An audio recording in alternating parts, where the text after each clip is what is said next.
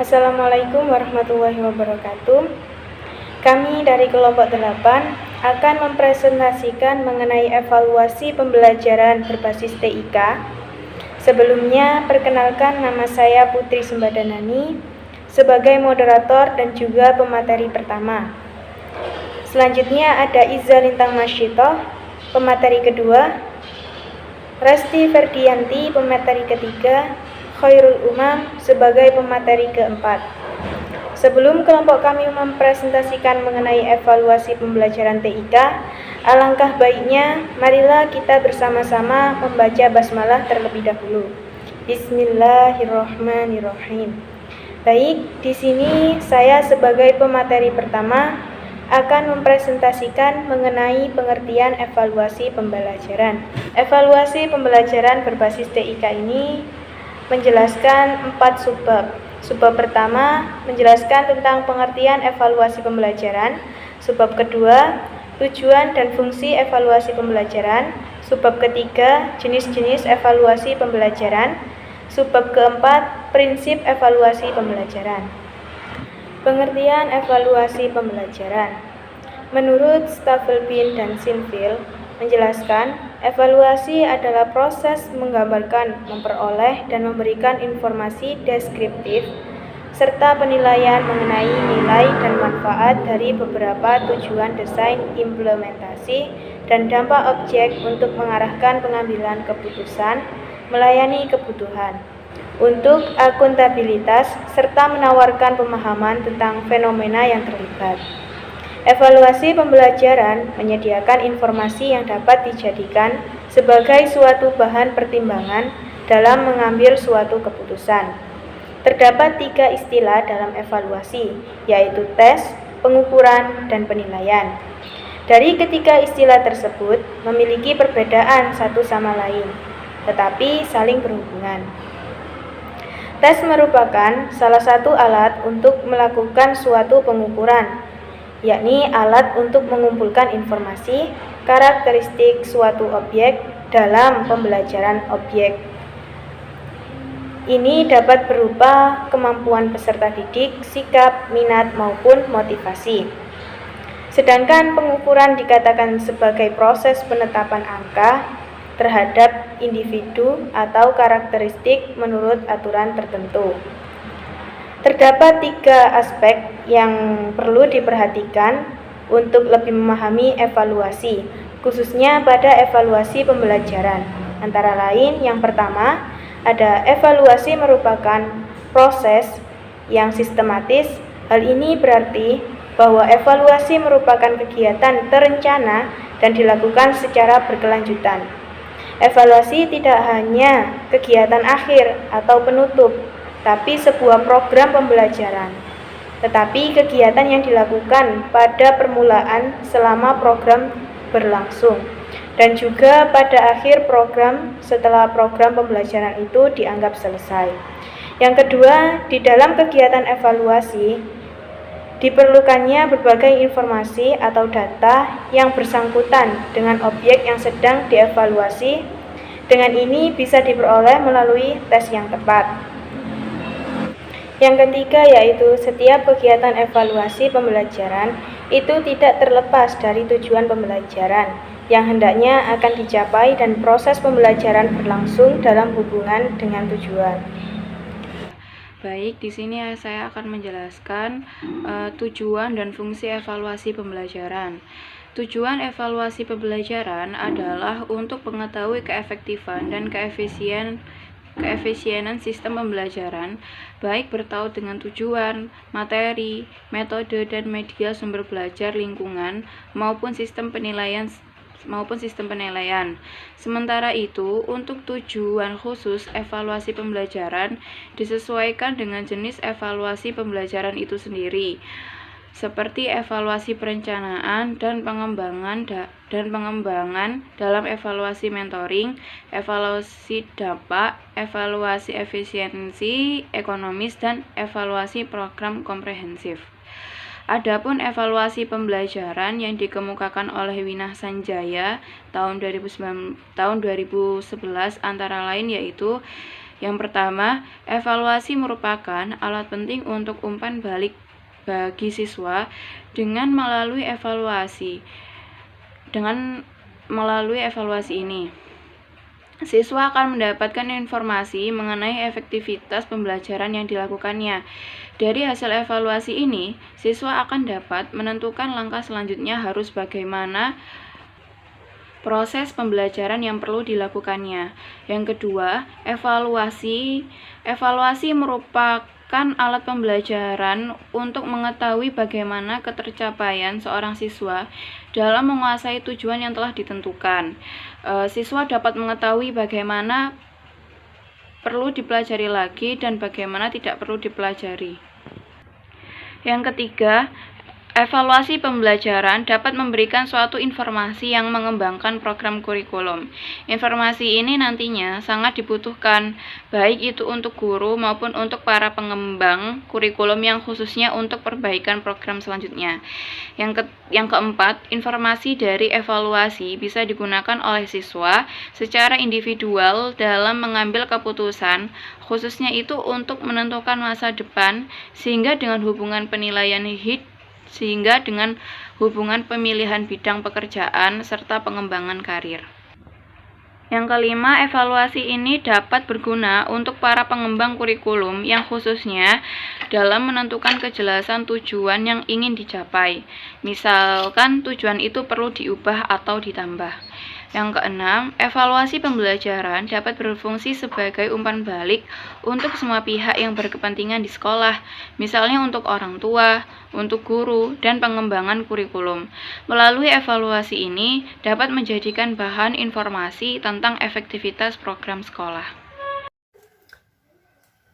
Baik, di sini saya ingin menjelaskan terkait perihal jenis-jenis evaluasi pembelajaran. Yang pertama, jenis evaluasi pembelajaran berdasarkan tujuan.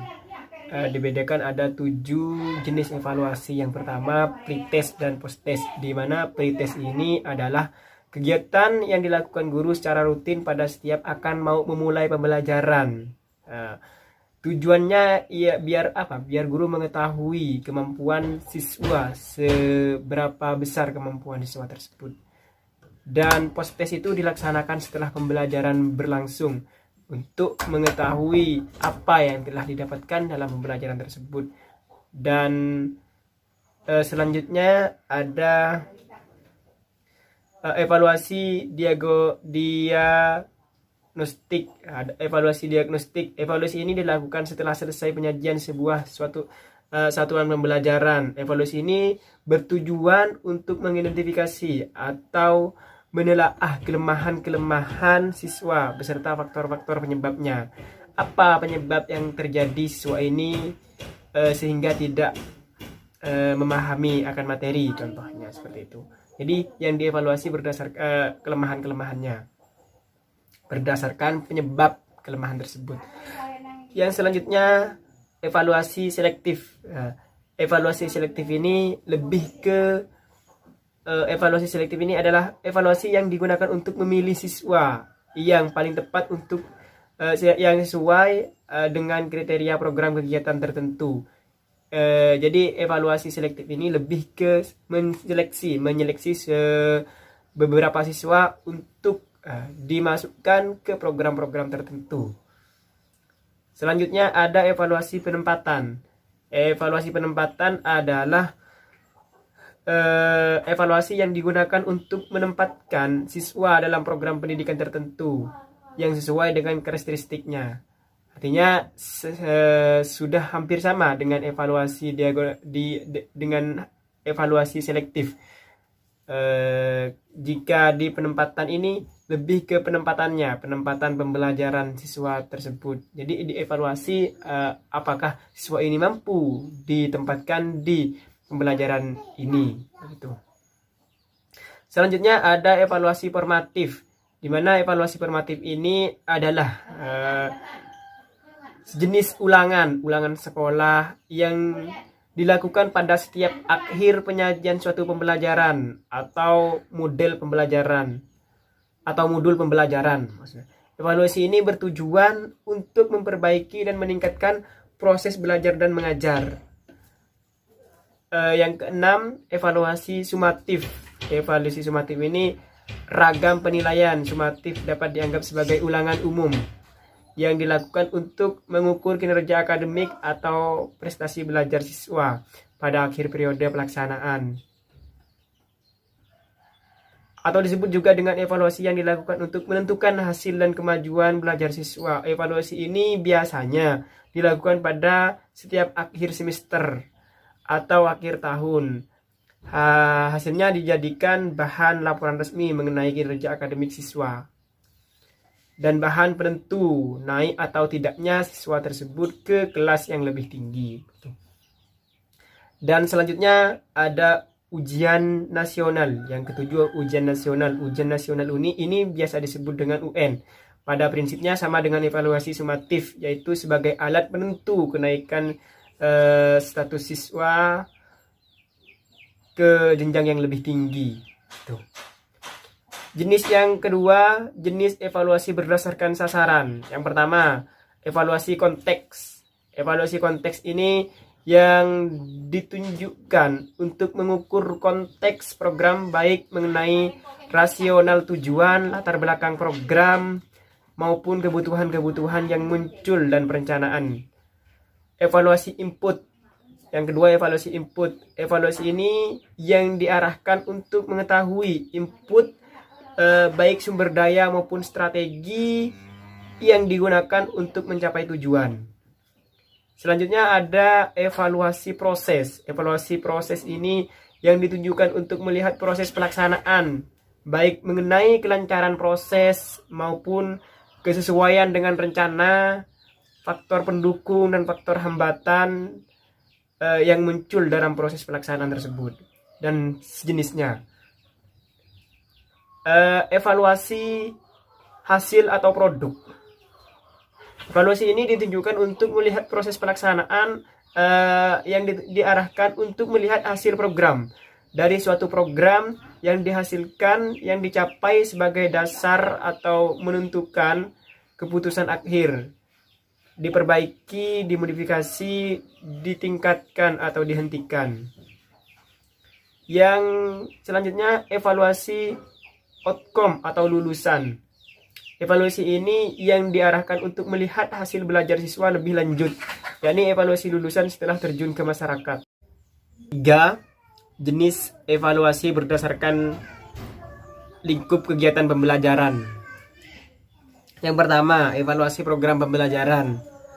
Evaluasi yang mencakup terhadap tujuan pembelajaran, isi program pembelajaran, strategi pembelajaran, strategi mengajar, aspek-aspek program pembelajaran yang lain. Yang kedua, evaluasi proses pembelajaran. Evaluasi proses pembelajaran ini yang mencakup kesesuaian antara proses pembelajaran dengan garis-garis besar program pembelajaran yang ditetapkan. Kemampuan guru dalam melaksanakan proses pembelajaran, kemampuan siswa dalam mengikuti proses pembelajaran. Yang ketiga, evaluasi hasil pembelajaran. Evaluasi hasil pembelajaran mencakup tingkat penguasaan siswa terhadap tujuan pembelajaran yang ditetapkan, baik umum maupun khusus. Ditinjau dalam aspek kognitif, efektif, dan psikomotorik. Yang keempat, jenis-jenis evaluasi berdasarkan objek evaluasi. Ada evaluasi input, evaluasi terhadap siswa, mencakup kemampuan, kepribadian, sikap, dan keyakinan. Evaluasi transformasi, evaluasi terhadap unsur-unsur transformasi proses pembelajaran antara lain materi, media, metode, dan lain-lain. Evaluasi output, evaluasi terhadap lulusan yang mengacu pada ketercapaian hasil pembelajaran.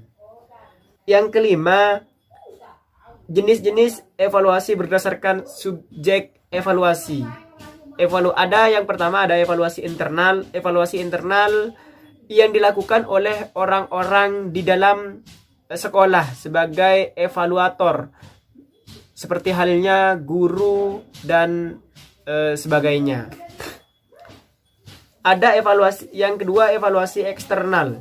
Evaluasi yang dilakukan oleh orang-orang di luar sekolah sebagai evaluator.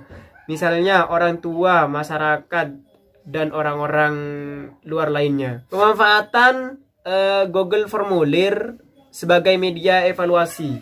Google Formulir adalah sebuah platform yang dikembangkan oleh Google untuk membuat sebuah survei kuesioner. Google Formulir dipilih sebagai media evaluasi karena platform ini dapat diakses dengan mudah oleh semua orang, baik menggunakan teknologi-teknologi informasi yang berupa komputer, laptop maupun smartphone. Kondisi ini sangat mendukung penggunaan Google Formulir sebagai media evaluasi. Google Formulir dapat dengan mudah diakses oleh semua pihak. Langkah-langkah pembuatan platform Google Formulir. Yang pertama, tentunya harus mempunyai akun Google. Di mana setelah mempunyai akun Google, pertama itu membuka Google Drive. Di Google Drive, silahkan menambahkan tambah baru. Nah, ada pilihan Google Formulir dan pilih bagian formulir kosong. Setelah itu, langkah yang ketiga itu mengisi judul terhadap Google Formulir tersebut sebagai yang mau disurvey atau yang mau dievaluasi menggunakan Google tersebut. Jadi selanjutnya ada juga pertanyaan-pertanyaan lain yang dibutuhkan. Baik, di sini saya akan melanjutkan materi tentang prinsip evaluasi pembelajaran. Prinsip tidak lain adalah pernyataan yang mengandung kebenaran, hampir sebagian besar jika tidak dikatakan benar untuk semua kasus. Hal ini sesuai dengan pendapat Cross dalam Sukardi 2011 yang menyatakan bahwa a principle is a statement that holds in most, if not all cases. Kebenaran prinsip bagi seorang guru mempunyai arti penting karena dengan memahami prinsip, evaluasi dapat menjadi petunjuk atau keyakinan bagi dirinya atau guru lain, guna untuk merealisasi evaluasi dengan cara yang benar. Dalam bidang pendidikan, beberapa prinsip evaluasi dapat dilihat seperti berikut. Yang pertama, evaluasi harus masih dalam kisi-kisi kerja tujuan yang telah ditentukan. Yang kedua, evaluasi sebaiknya dilaksanakan secara komprehensif. Yang ketiga, evaluasi diselenggarakan dalam proses yang kooperatif antara guru dan peserta didik. Yang keempat, evaluasi dilaksanakan dalam proses kontinu. Yang kelima, evaluasi harus peduli dan mempertimbangkan nilai-nilai yang berlaku. Sedangkan menurut Slameto 2001, evaluasi harus mempunyai minimal 7 prinsip. 7 prinsip dari evaluasi tersebut yaitu yang pertama terpadu, kedua menganut cara belajar siswa aktif, yang ketiga kontinuitas, yang keempat koherensi dengan tujuan, yang kelima menyeluruh, yang keenam membedakan, dan ketujuh pedagogis. Sementara menurut Zainal Arifin 2012, untuk memperoleh hasil evaluasi yang lebih baik, maka kegiatan evaluasi pembelajaran harus bertitik tolak, dan prinsip-prinsip evaluasi yaitu sebagai berikut. Yang pertama, kontinuitas. Evaluasi tidak boleh dilakukan secara insidental karena pembelajaran itu sendiri adalah suatu proses yang kontinu. Oleh sebab itu, evaluasi pun harus dilakukan secara kontinu. Hasil evaluasi yang diperoleh pada suatu waktu harus senantiasa dihubungkan dengan hasil-hasil pada waktu sebelumnya, sehingga dapat diperoleh gambaran yang jelas dan berarti tentang peserta didik. Perkembangan belajar peserta didik tidak dapat dilihat dari dimensi produk saja, tetapi juga dimensi proses bahkan dari dimensi input. Yang kedua, komprehensif. Dalam melakukan evaluasi terhadap suatu objek, guru harus mengambil seluruh objek itu sebagai bahan evaluasi. Misalnya, jika objek evaluasi itu adalah peserta didik, maka seluruh aspek kepribadian peserta didik itu harus dievaluasi, baik yang menyangkut kognitif, afektif, maupun psikomotor. Begitu juga dengan objek-objek evaluasi yang lain. Yang ketiga, adil dan objektif. Dalam melaksanakan evaluasi, guru harus berlaku adil tanpa pilih kasih. Kata adil dan objektif memang mudah diucapkan tetapi sulit dilaksanakan. Meskipun demikian, kewajiban manusia adalah harus berikhtiar. Semua peserta didik harus diberlakukan sama tanpa pandang bulu. Guru juga hendaknya bertindak secara objektif, apa adanya sesuai dengan kemampuan peserta didik. Oleh karena itu, sikap, perasaan, keinginan, dan prasangka yang bersifat negatif harus dijauhkan. Evaluasi harus didasarkan atas kenyataan, yaitu data dan fakta, yang sebenarnya bukan hasil manipulasi atau rekayasa. Yang keempat, kooperatif. Dalam kegiatan evaluasi, guru hendaknya bekerja sama dengan semua pihak, seperti orang tua, peserta didik, sesama guru, kepala sekolah, termasuk juga dengan peserta didik itu sendiri. Hal ini dimaksudkan agar semua pihak tersebut merasa dihargai. Yang kelima, praktis. Praktis mengandung arti mudah digunakan baik oleh guru itu sendiri yang menyusun alat evaluasi maupun orang lain yang akan menggunakan alat tersebut. Untuk itu harus diperhatikan bahasa dan petunjuk mengerjakan soal. Demikian presentasi dari kelompok 8. Banyak salah katanya, kami minta maaf yang sebesar-besarnya. Akhirul kalam, wassalamualaikum warahmatullahi wabarakatuh.